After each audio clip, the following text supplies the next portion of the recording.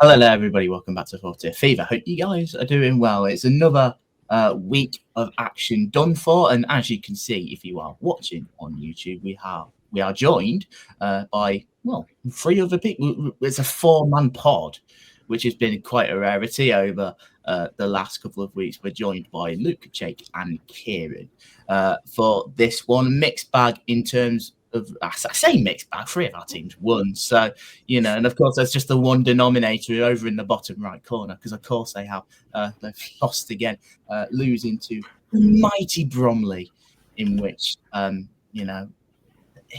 look, Bromley, absolutely, we did the double over them. We didn't even concede.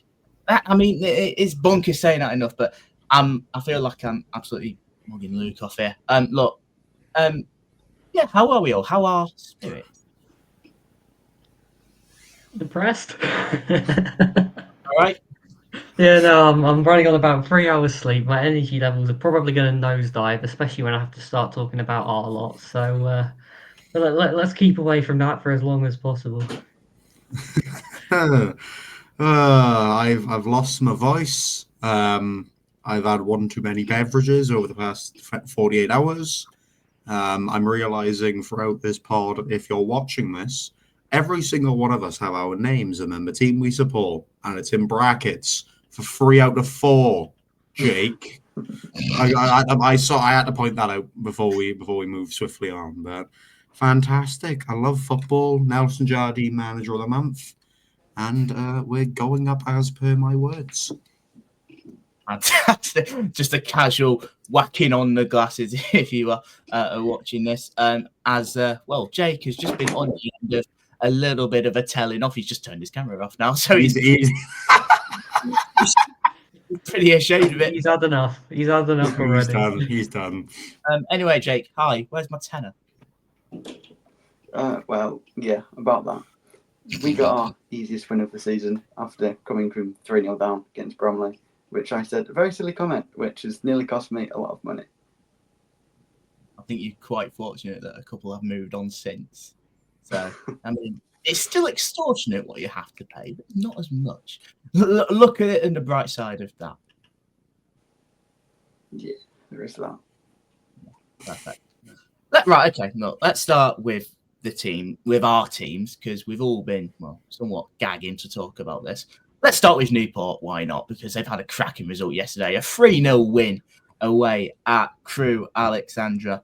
Keiron, you were there. At full time, you sent your voice completely went, and it sounded something like Marge from The Simpsons. I would play it, but I don't exactly have it on me at the minute. But look, a 3-0 win for you lot against Lee Belsai. 3 wins in a row. 4 undefeated if you're taking that draw against Salford into account as well. Let's talk about your day. There's the game as well, but from some of the clips you were sending into the chat, it looked like you had quite the day. Well, first of all, the fact that you're going, 3-0 win over Crewe, 3 on the bounce, 4 undefeated. It's just beautiful, to be honest with you. But no, the day, honestly, that's probably one of my favourite away days I've ever been on. Don't get me wrong, Crewe isn't exactly the nicest place on the planet. It's not exactly Newport. But I will give massive credit to the Cheshire pub. What a place. What a place. Had one of the women behind the bar want me to sing Mr. Brightside, and that went well. Voice is still gone. I'm sure I'll probably whack one of the voice clips up on the Twitter account soon enough, because that went flawlessly. But in terms of the game, I don't even know where I start with this one. First of all, no Omar Ogle and Mickey Dimitriou, both former Newport players. Neither of them featured. I was probably gutted. Partly happy because they're both good and they probably both would have scored against us. But half hours gone in the game, pretty even, to be honest with you. Not many chances, kind of just possession in the middle of the park from both sides. You could almost say testing each other out, if you want to put it that way. But 33 minutes in, you could kind of see the Crewe are relatively shaky at the back. They've attempted to clear the ball off a corner. It's just been puzzled around for, I don't even know, 5-6 different rebounds. Cameron Edwards then decided to smash it in bottom corner from outside the box. That's 1-0. Fantastic news. More of the same for 15 minutes, but I think we probably got a lot more confidence after that opening goal. A lot more of the ball in the final third, albeit we were quite wasteful with it. Just before half-time, we've made it 2-0. Ajiboye, it's another defensive error from Crewe. Do not know how the keeper hasn't just claimed the ball. He's just kind of ignored that it's there, and Ajiboye just rounded him. And then I've talked about this many a times, about Newport and the way that we go 1-0 up, and no matter what the circumstances, we'll sit back. We'll sit back no matter what. When we scored against Morecambe in the 8th minute, we held back for the rest of the game. And I thought it was going to happen in the second half. And to be fair, it did. But the difference was I saw a lot more character from that team at the back. There was a lot more bodies being thrown on the line, a lot more effort than we've kind of missed in the past few weeks, which is, it's very nice to see when your team's throwing everything out there, and that those points are well deserved. And then 88 minutes, probably the fairy tale story. Courtney Baker-Richardson scores a looping header against his former club and then decides to cup his ear at them all. So I'm sure that was well received by the 4 Crewe fans that decided to stay past the 80th minute when they realised that they weren't going to make a comeback. But it's weird. I'm not used to coming on here and speaking, so positive and upbeat about Newport, because it has been a rough season. But evidently, I've spoke about it before. We needed something to click in order for us to play well, and evidently, something in the past 3-4 games has clicked, and we're firing on all cylinders. I don't think it's going to last forever, but out of our next 5 games, we've got 4 of them at home, so I can't complain. Good stuff. I'll tell you what I found really interesting with that. The fact that you were pretty much saying that Crewe were quite shaky defensively. That doesn't sound like Crewe at all. It doesn't, no. And, throughout the season, they very rarely concede more than 2. Never mind 3, but I don't know what it was. 2 out of 3 of our goals were because Crewe were unorganised at the back. I don't know whether it's just the loss of Mickey Dimitri, whether he's that much of a staple to the back, because obviously he's going to be, given how much experience and how much football he's played. You'd imagine he's a massive influence on how they set up defensively. But yeah, they didn't look organised the whole game. And I didn't really see much talking going on throughout the entire Crewe defence and the Crewe setup, and it just, I don't know, it felt very disjointed, and it didn't feel like the Crewe side that we've kind of been accustomed to up to now. It's interesting that, but no, look, I think I'm just looking at Crewe at the minute. I'm looking at it as the fact that they've won 1 of their last 6, 3 draws in that time, 2 defeats. Yes, they've lost to Accrington, and then they've had that heavy defeat to Newport. I think, results are drying up a little bit. Obviously, they're only goal difference behind Salford in 7th, so they're certainly not out of it yet. But it just feels like something has gone a little bit stale. That's what I personally feel like. And I look at the next few games. We've got Wimbledon next, which would be a pretty difficult one, I think. And then you've got Gillingham, who are in free fall at the moment. Barrow, they're a weird side. But look, I just feel like something's off in a minute. But I'll tell you what, Newport, 3 wins in a row. I do look at the teams as well. Barrow looked like they had the much better of that, and then lost to an own goal. Obviously, you beat Morecambe in the week after scoring so quickly after they equalised. What relegation battle? It's somewhat eased some fears of that with how bad the other 3 are and teams around there. But no, I think you can certainly take a lot of confidence with. I think we're 3 in a row. Carlisle next. So and if yesterday was anything to go by, I think you'll be absolutely fine. We'll touch on them in a little bit, because I have a few bits to say about Carlisle playing Grimsby. Hi, Luke. Come on then. Another defeat for Milton Keynes Dons, this time at home to Bromley. Yeah. I mean, this was poor. This is probably as poor as it's ever been, if we're being truthful. Without meaning any disrespect to Bromley, they're Never been in probably the what years. they're probably one of the worst sides to come to us and win. Don't get me wrong; they have a couple of very good players. I think Imre was fantastic. Cheek made a nuisance of himself.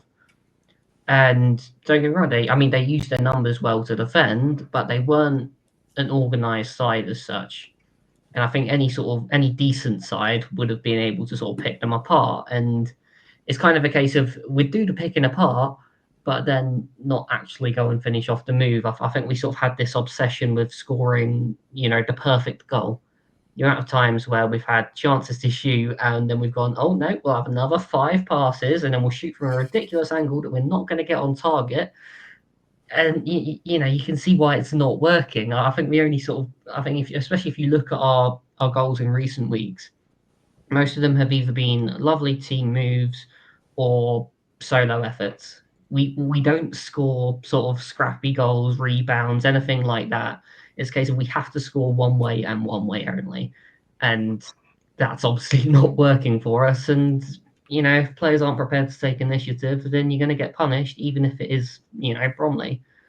And I think this is a game that Lindsay probably got wrong in terms of the lineup. I can understand that there are risks in terms of new personnel coming in. We had Patterson sat on the bench instead of Tomlinson. Orsi sat on the bench instead of Hogan or Hendry.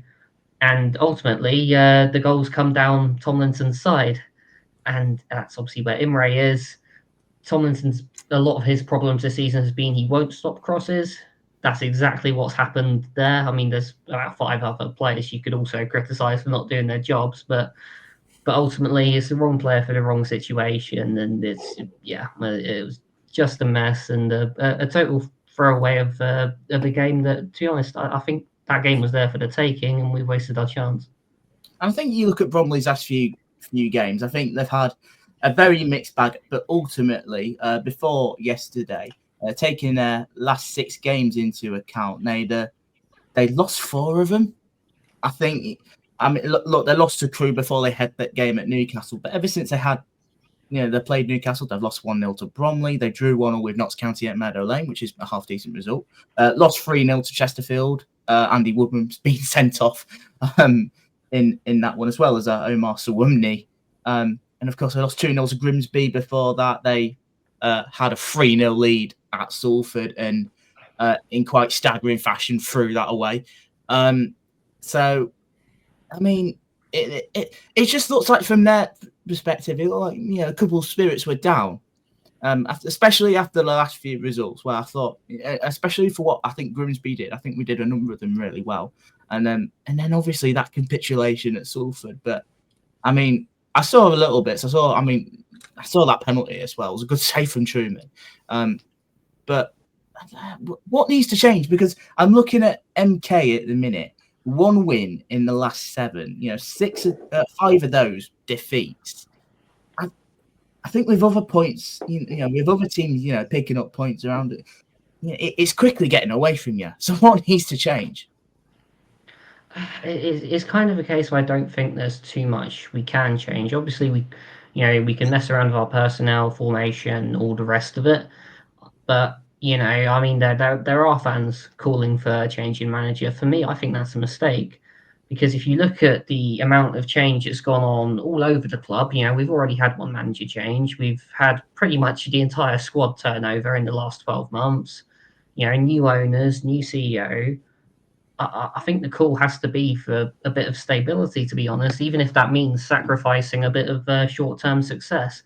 Because yes, we could bring someone in and we might get a few results and creep our way into the playoffs and have a bit of a lazy attempt at trying to get promoted. But we'd end up still having to do a rebuild in the summer because it's a new manager, and I don't think that's what we need. And if you're looking at the sides at the top of the table currently, I don't think any of them have had a change in manager this season. Most of them have relatively low squad turnover, especially in comparison to ours at the very least.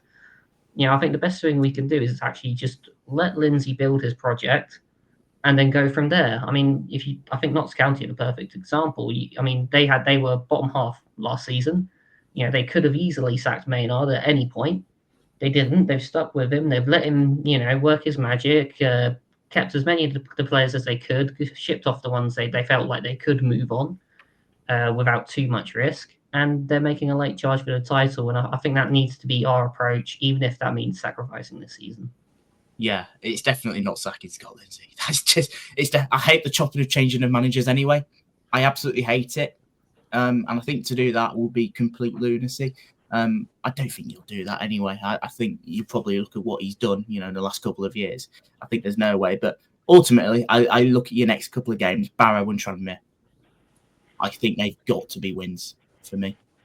Well, I would have said, including the Bromley game, all three have to be wins. So we're not off to a great start on that front. I mean, after it's back-to-back bad performances. Yes, we beat Harrogate, but we were awful in that game. If anything, we were marginally better against Bromley, but didn't get the result.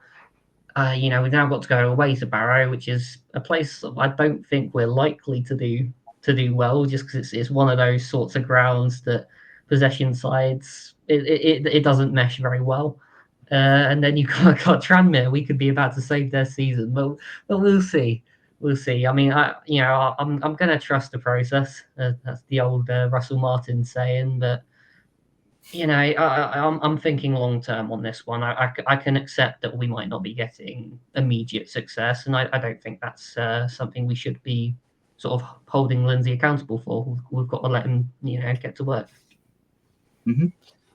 Right, okay. Jake, let's talk Salford. Back to winning ways yesterday. A few games without a win, 5 without one, 3 straight draws. Mentioned this in the pod in the week. You drew 1-1, 2-2, and then 3-3 for your last 3. But I thought there was a suspicion it wasn't going to end 4-4 because Tranmere can't hit a barn door, and that proved to be the case. Back to winning ways, 2-0.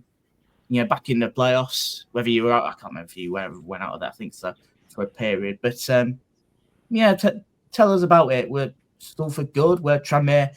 Pretty much turned up like Tranmere have done for most of this season, which is being absolutely useless.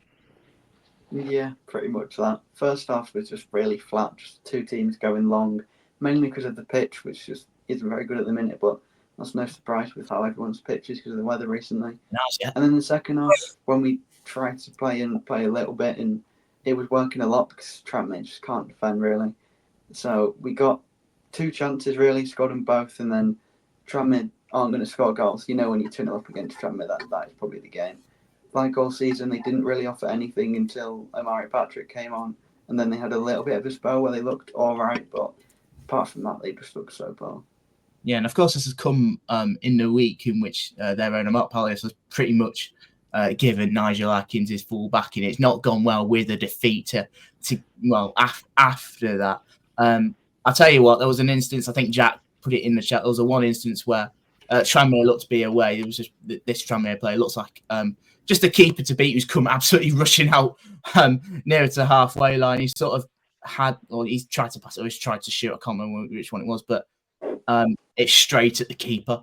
And it was absolutely pathetic, to be honest. I think that sums them up quite perfectly. But just in terms of just the basis of it, I mean, look, I think this is just. I know we've mentioned this in the. I know me and mentioned this statement in the week, but it's just more for Jake and Keiron. What did you think of that? I know we've talked about Tranmere a lot, obviously with Jack, poor lad. But what did you make? What did you make of it? Because I just felt it's already a bad place to be at the minute, and I get this backing, but I also get that. When you're not winning games, when you're not scoring goals, when you just don't look like it either. It's mad. I know there's circumstances, of course, with this takeover, apparently in the offing and all that sort of stuff. But I honestly think it's the wrong decision.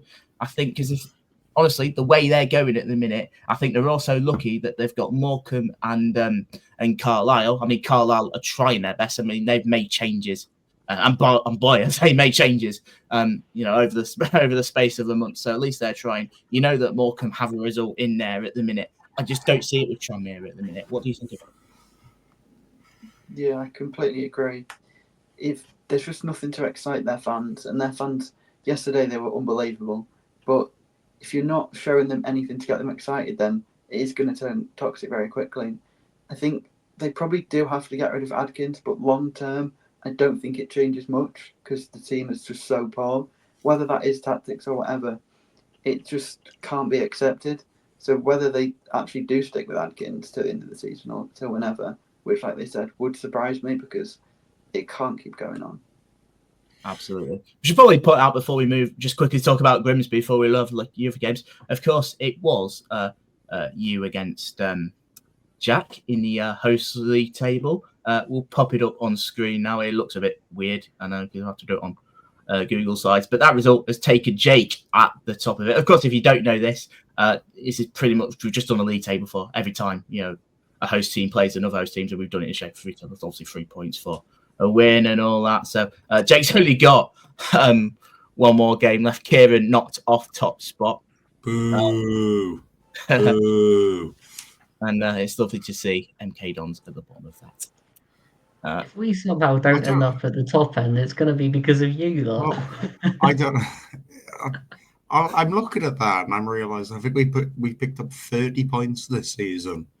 So that means that nearly a third of our points have come from you lot. So I really appreciate that. And I don't even know which one of those teams we play next. I have no idea.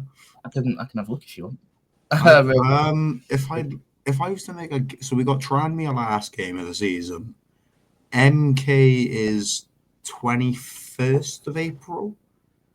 So it's either gonna be have we still got Solve? No, it's Grimsby away then. It's got to be Grimsby away. It is Grimsby your next game. We played both of the ones against Salford. Yeah. All right, take 4 points off of Salford. That'll do. Yeah. Cheers, Jake. Yeah, I know we've got a double header against Salford and Newport in the space of that week in March. I know we've got not Newport.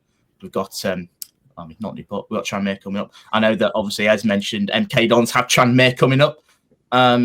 Of course, there's an opportunity. That's the battle at the bottom. That one is. Yeah, the battle of the relegation zone. Who we put in the? I feel like whoever gets to the relegation should do some form of forfeit. Yeah, I agree. I think I mentioned it before. I think we mentioned this when we started it. Yeah. Yeah, we need not that we have anything to do with this table. Like it's we have absolutely nothing to do with it. But Luke, how do you fancy wearing an AFC Wimbledon top, man? If I order you one, how do you fancy it? Not happening. there are some things I will not do. That is among them. How about you go into go to an AFC Wimbledon game in the home end? Make sure to buy plenty of products and plenty of stuff from a club so you can support your favorite club. Of how Luke's now, that's pretty much suicide at this rate. I was going to say, yeah. I think a few of their fans will recognise me. To be fair, I think you put a face mask on, you get a beanie over the top, and then you just get like a massive coat. I think you cover yourself up well enough. Get some sunglasses on as well. Just a typical celebrity, like, oh yeah, sunglasses and all the rest of it. They all ask, you're the celebrity. You take your glasses off, and then it's just all hell breaks loose right then and there. Perfect. Right, okay. We should probably touch on. I mean, look, it's been a big week for Carlisle, as we know. We did mention it in the pod on what we did on, which me and Luke did on midweek. Obviously, changing Mike Williamson for Mark Hughes. Of course, we have let my thoughts known on that one with how it's gone. I was still a bit iffy on the appointment. I can't lie.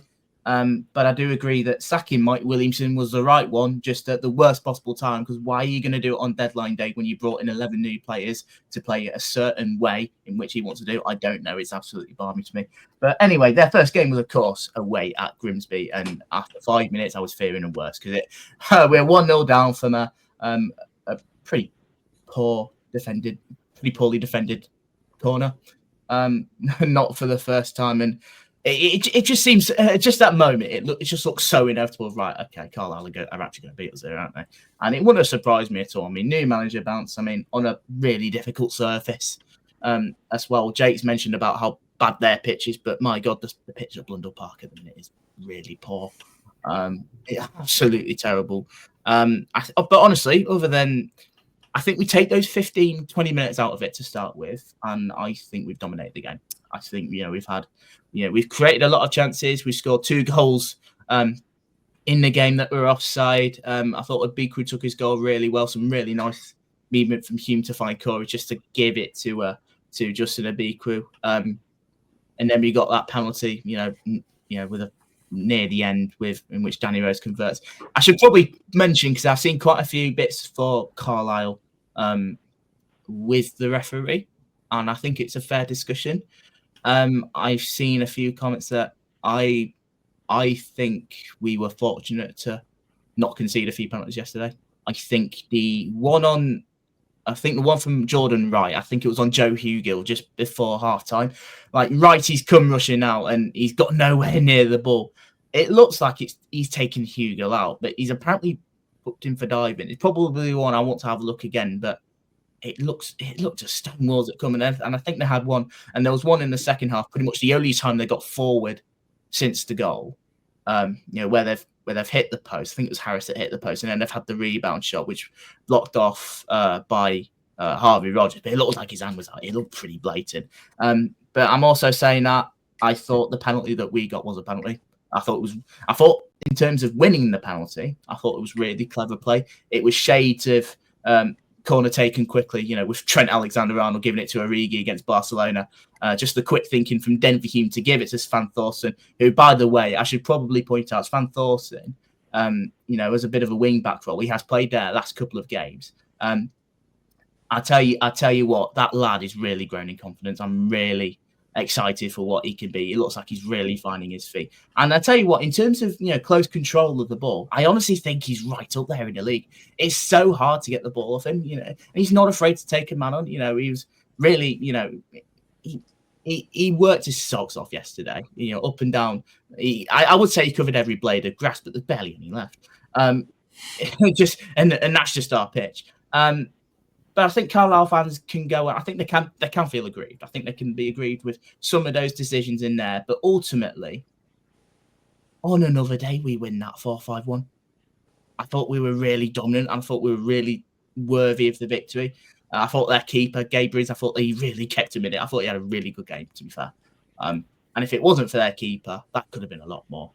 And I think it's somewhat a bit of an eye opener for myself, but also with obviously where Carlisle are at the minute, in the end of the teams around them and the job, how big of a job this is. Like, this is going to be a big job, and it starts, and they've got another chance at Newport on Tuesday, which I'm sure Keiron is really looking forward to if they go there and beat them after, the recent, couple of wins that Newport have had. Can't wait. It's going to be such a Newport thing to have all these really good results and then lose to Carlisle. Cannot wait. Yeah. But look, I thought we deserved victors in the end. And honestly, if it was 3-4, even 5-1, I don't think he could have complained. I really don't. Need to just work on our finishing, because I think there were times yesterday where we had 2 goals ruled out for offside, so I have mentioned it. We go to Doncaster next week. It's always a difficult one. We never play well against Donny. Just the aggregate score of 8-1 for the last 2 times we've played Doncaster. They were both at Blundell Park though. We go to them next week, so hopefully they might be a little bit different. But I'll tell you what, if we get something from that, even if it's a point, I think we are in the mix anyway at the minute. But if we can get something on that, I'll tell you what, we're in for an interesting, last 15, 20 games or so for what we can, for what we are. It's a really interesting period for what we've got coming up. And of course, if we go to Doncaster and get something next week, try and convert some of those, defeats into draws. And I say draws because we barely had any of that at them. Who knows?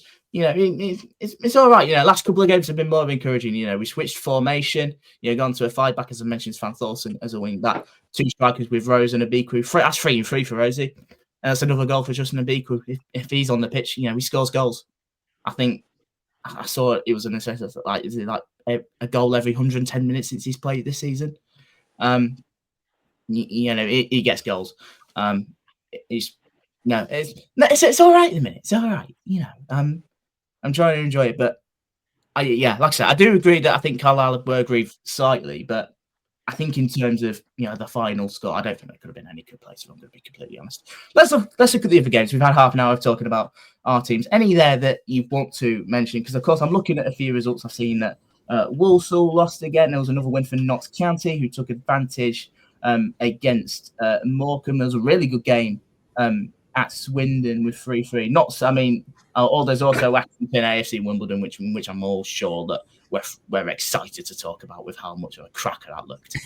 One shot on target, one unreal game. Good point for Accrington. Wimbledon will be livid. That's probably about the summary,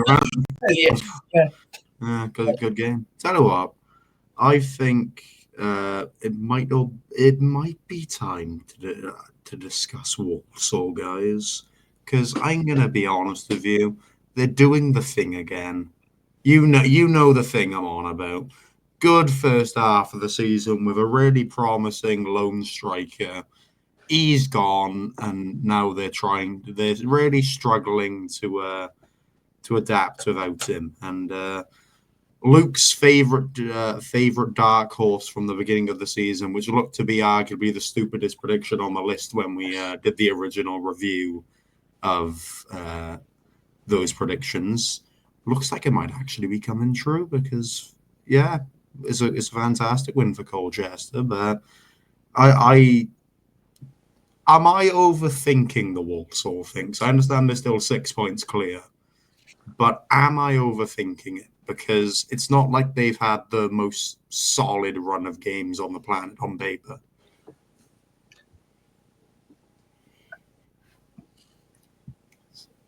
Difficult one. It's a and I can understand. No, it is a difficult one. Anything any of you want to add? I don't know. I'm torn. I'm torn. Actually. Yeah, it's a tricky one. That, to be fair. I see. It's one that I've been having loads of debates about, right? Because there's two sides of it. And I think these two sides both have equal amount of weight. You've got the one side of it's only, a run of 4 or 5 games without a win. There's still 6 points clear. On paper, that looks fine. But then there's the other side of the coin, which suggests they're losing these games, some of them being at home. They're dropping points consistently. And I get it. That's the issue. They're dropping points. They've lost this massive gap that they had, and the teams around them are also picking up points. So there's that double-edged sword of there's the one bit of it's fine. Walsall's still 6 points clear. They get one more win. All of a sudden, it's looking fine again, and they can kick on. But then there's the question of if they win another game, can they kick on in the same way that they did in the first half of the season? I think you're looking at their February fixtures. They've got four games left in February. 2 of them are Gillingham and Morecambe. You'd expect both of them, given form for even with Walsall tailing off a little bit, you'd expect 6 points for Walsall there. You've then got Chesterfield, which is a trickier one. It's hard to predict. You don't know which Chesterfield show up.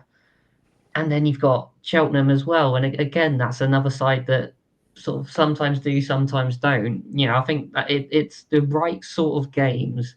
If Walsall can breeze through those or come away with, 10 points or something, then I think they're fine. Come away with less than that, and I think that opens the door. And the sides with momentum, your Notts, your Bradford, they're going to jump on that. They're absolutely going to jump on that. And then you've got a title race. They're going to be absolutely loving it. And again, I feel like the only reason it's been mentioned is because of how good Walsall have been and how big that gap was. But it's not. Obviously, it's not quite that big gap anymore. And I think I've even spoken to a few Walsall fans, and they've mentioned, it's a cause of concern because it tends to happen all the time. And this is a almost the annual Walsall downfall. But then there's this almost bit of extra belief that they've still got the cushion, despite the fact that they're in they're in a rough patch at them. And I'm realizing that I took hosting off of Jordan for this one. Oh, so no. you're welcome, Jordan. I'll take this hosting for this one game. Yeah, But, go for it. Yeah. I think again, the Walsall one is interesting, and Luke, I entirely agree on the fact of give it another month, and then we'll probably be able to decide whether we're going to see Walsall win the league or go up automatically, or potentially fall out and have the biggest potential flop of a season of all time. But from a Colchester point of view, they spent the first half of the season near enough drawing every week. And I think all of us have mentioned at some point it only took one result or one thing to click for Colchester, just a little few tweaks for them to start firing. And you look at their recent form; they've started to now, and they're looking towards getting towards that top 7 and really making a name for themselves within that battle. Yeah, and exactly. I mean, look, Luke's been banging the drum for them for quite a while, and I completely understood it. And I do sort of agree with it because now you look at what they've done. 4 wins in the last 5. It's. We're also coming to a point. I think it's not. I say that, but it's just the case of I think this year especially. A few wins under your belt if you're around there, and you're right up there. You don't need to be absolutely spectacular as long as you're picking up results. And that's what, they're starting to do. You see that they're climbing up the table. I mean, you look at some of the other clubs around there. Salford have climbed. Bromley have climbed because they started, because they had a couple of months in which they were struggling to buy a win. You see Swindon now, they're up to 50th. They've climbed. The job that Ian Holloway has done. You don't need to do a lot in this division to be successful.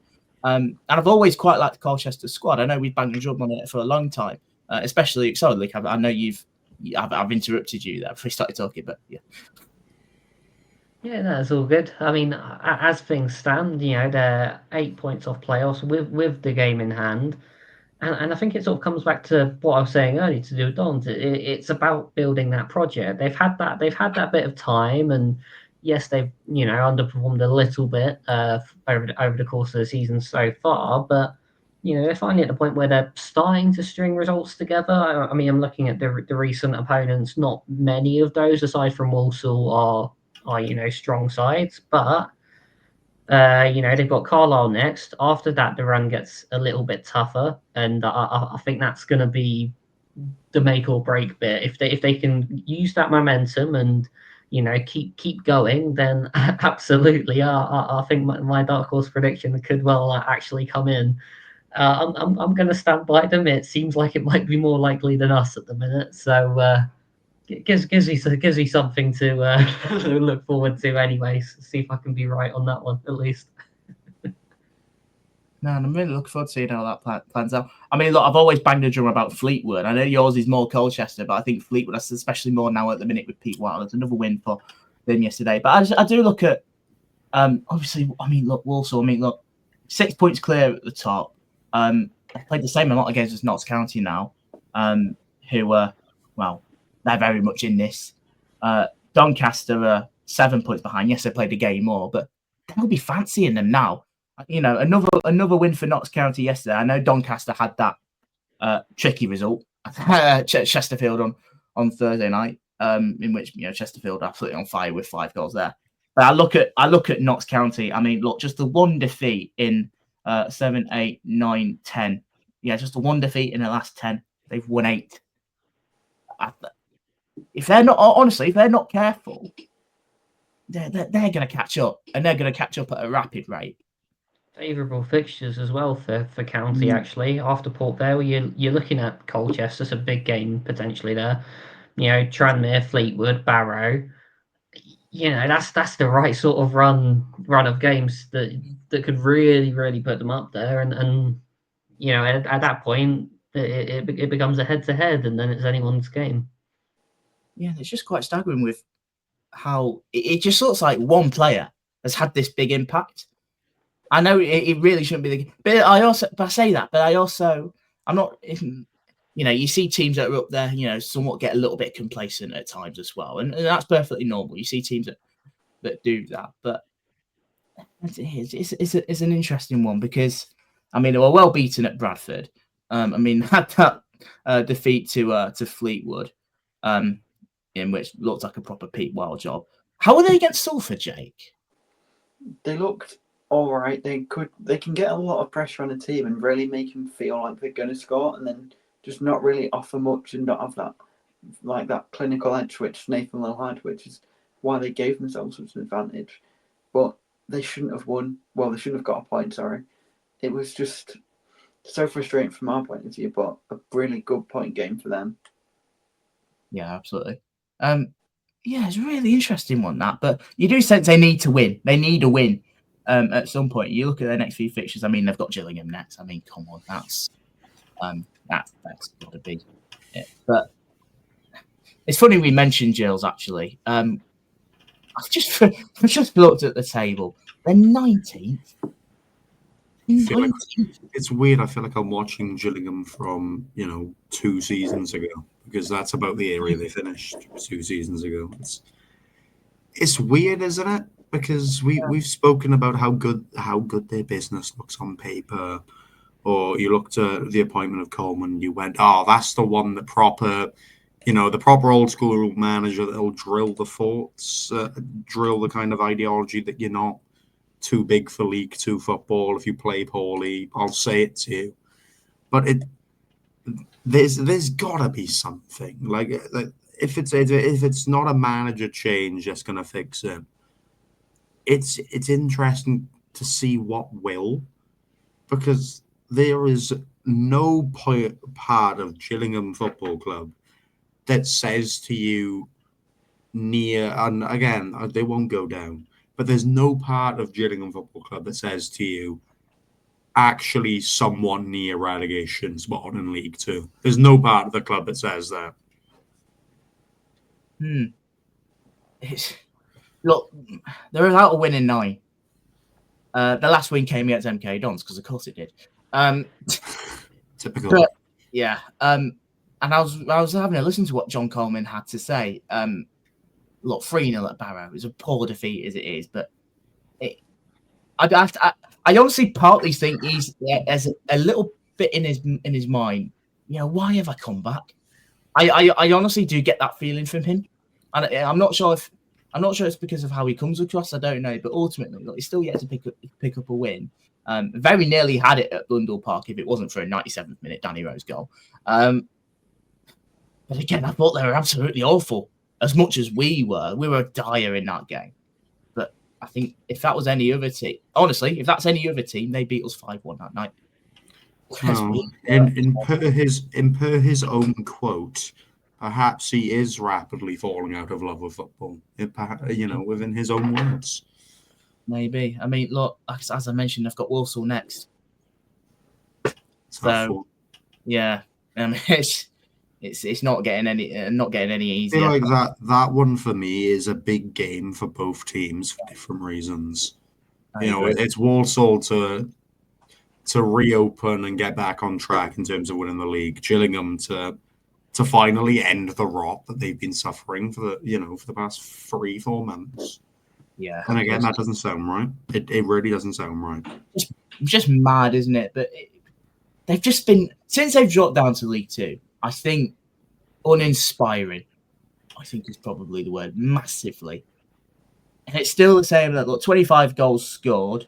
The 32 conceded. Yes, they don't concede a great deal, but they don't score a great deal as well. And you see these results. And some of the performances it sounded like yesterday was absolutely awful. I really don't know what's going on there. And we've had this discussion the other week. The fact that off the pitch, they seem well run. Their owners clearly put a lot of money into the club. They bought, there's some big players there on big wages, but on the pitch, it's been a bit of an embarrassment this season, actually. I don't know. Maybe that's part of the problem, though. Maybe the signing the players who are on paper too good for the level. Maybe that's not an overly good thing. Maybe you want that balance of even dropping into the National League and getting those players who are hungry to thrive in the EFL. I don't know. It's an interesting one, but no, I'm related. Really good win for Barrow. Despite the fact that they've obviously, I think the correct term is skyrocketed down the league in the past few months. It's a good win for them. Yeah, absolutely. I'll tell you what. One of the I looked at the early kickers, and I'm seeing at Port Vale drew with Swindon in what looked to be a bit of a thriller, 3-3 with a last minute goal. If I say last minute, it was in the 87th minute for Port Vale, but it's another point for Swindon. It's a point on the road for Port Vale.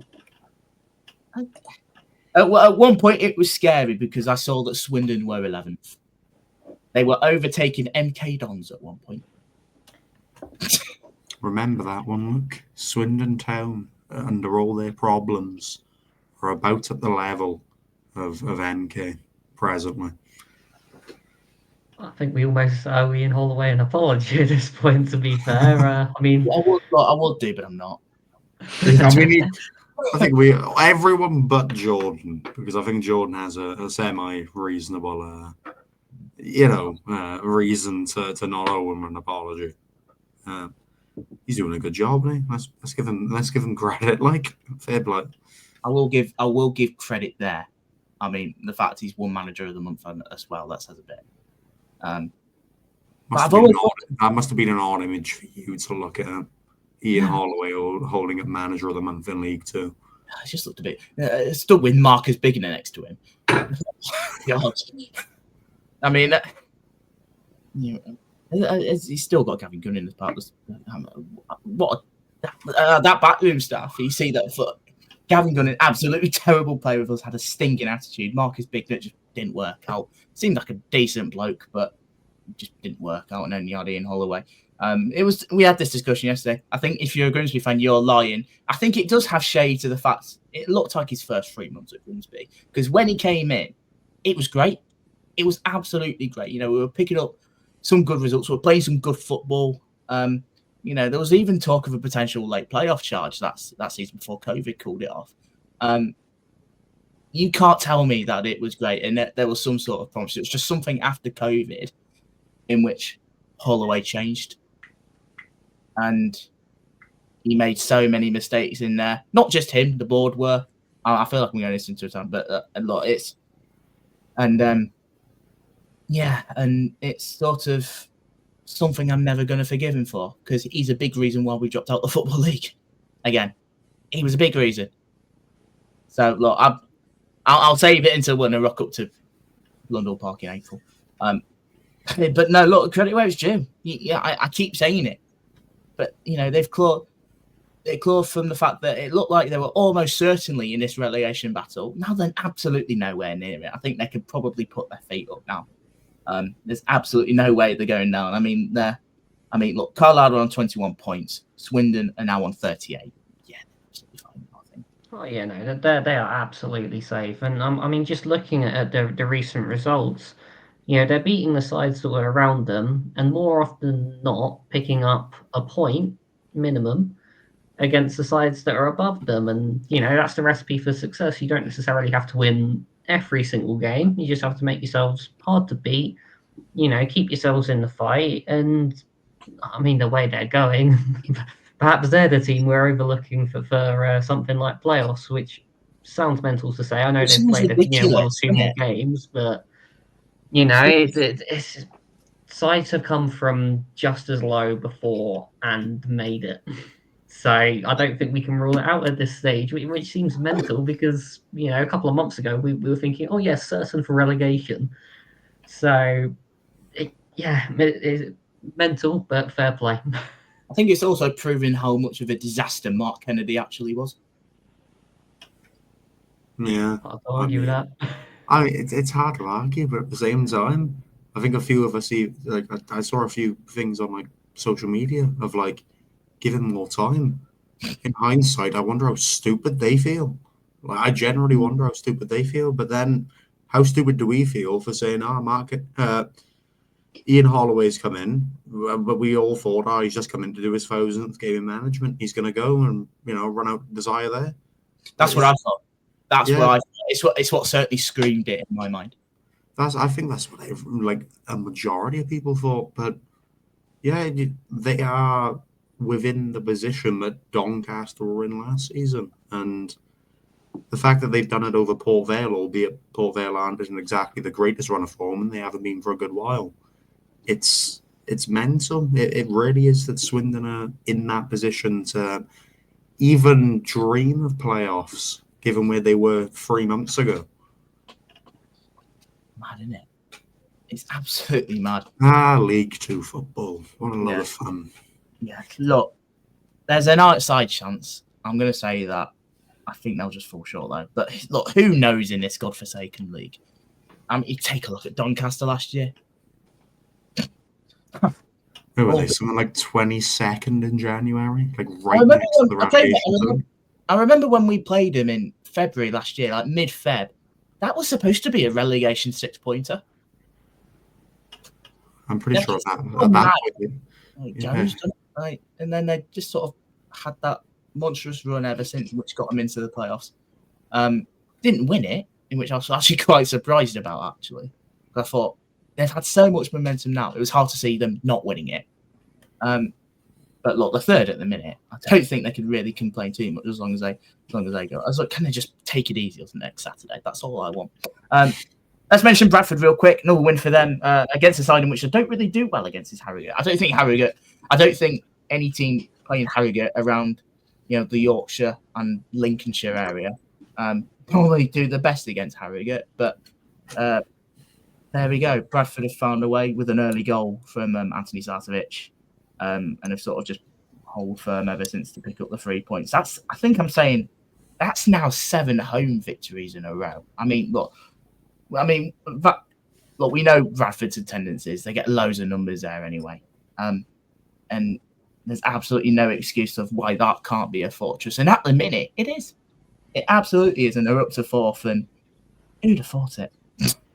I mean, it should have been a fortress given their attendances. You're not going to get anything like that in League Two. And that it's finally being used as an actual advantage on the pitch. And I'm going to make the argument, and I understand we've not got long left, but I'm going to make the argument that the injury to Andy Cook wasn't the worst thing that could happen to Bradford, because now they play with a little bit more fluidity and there's a lot more of a team involvement to it rather than just get the ball up to him and let him do all the hard work. There's a little bit, there's a lot more balance to it.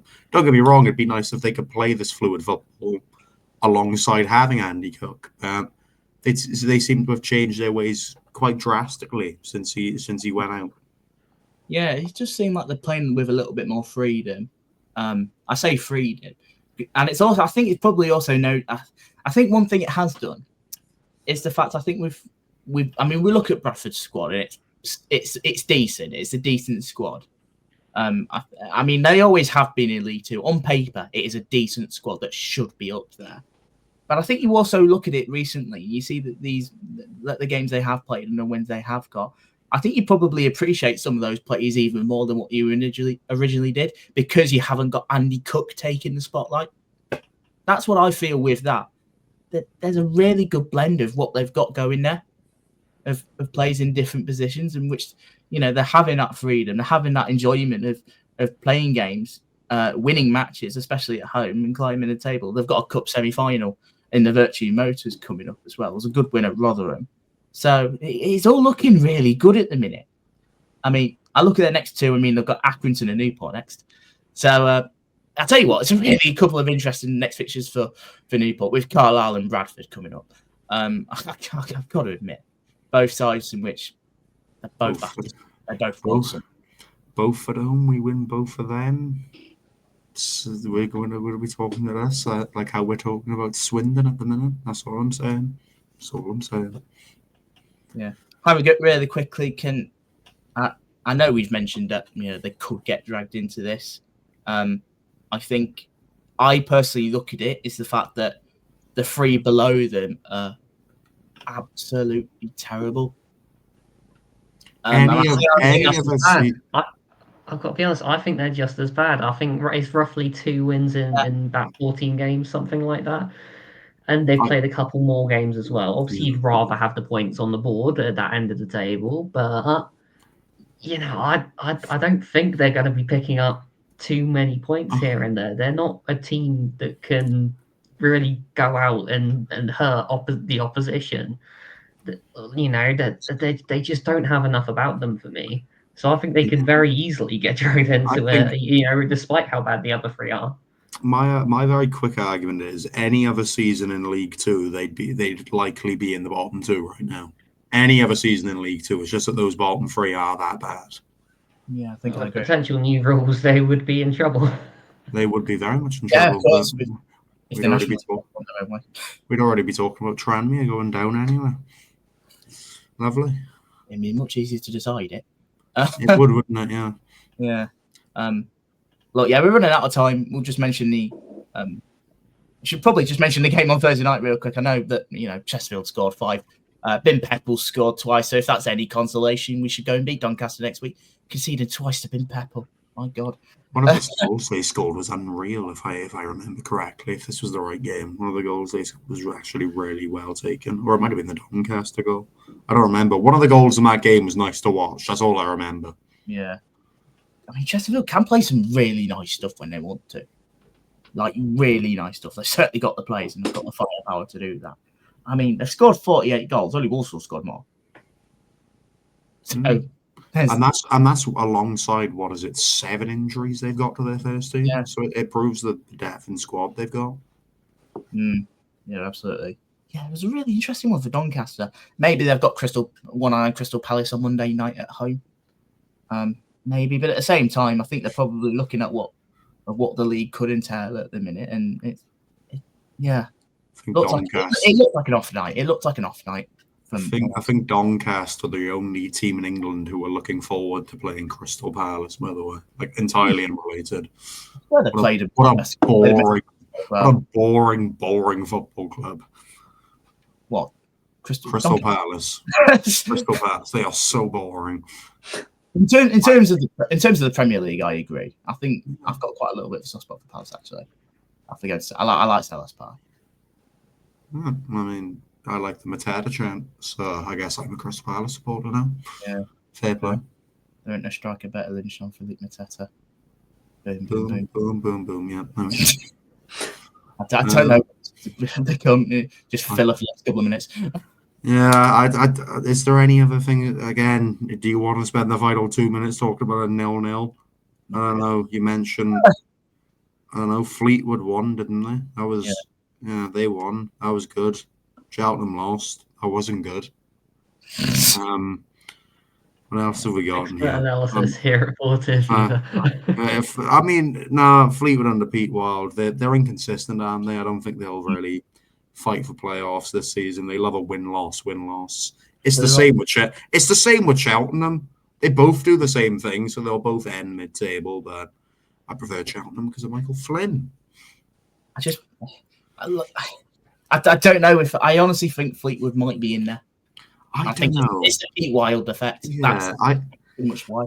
I understand why why it's being said, but I think I'm on the side of, like, you look at their recent games. So you've got win against MK, loss Carlisle, win at Walsall, loss at Morecambe, win. So if anything that's go by, they'll lose to Tranmere.